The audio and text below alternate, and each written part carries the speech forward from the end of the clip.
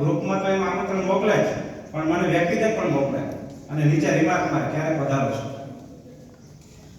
મેં આ રેલીનું નિમંત્રણ પત્રિકા જોઈ તો એમાં બીજી તારીખના વક્તા તરીકે માનનીય શ્રી અશ્વિનભાઈ આંડાણીનું નામ જોયું.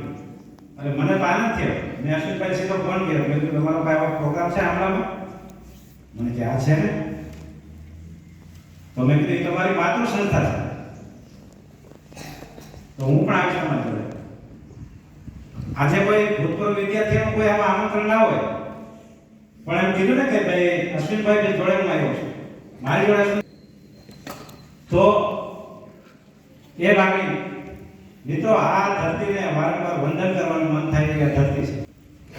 કાલે અમે વાત કરતા હતા કે આ ધરતી પર પગ મૂકતા એક એવા વાઇબ્રેશન તમને આવે કે જે સંસ્કારોનું સિંચન કર્યું છે, જે પ્રેમ આપ્યો છે, જે મિત્રો આપ્યા છે આ સંસ્થાએ, એ ક્યારેય ભૂલાય નહીં.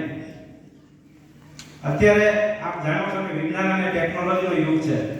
તમે મોબાઈલથી અમેરિકામાં બેઠા બેઠા લોકો જોડે રોજ વાતો કરો, ઓસ્ટ્રેલિયામાં બેઠા જોડે વાત કરો, તમને દૂર નહીં લાગે. તમારા દીકરા દીકરીઓ બધા બહાર બેઠા હોય તમને લાગે કે આપણે નજીક જ છીએ.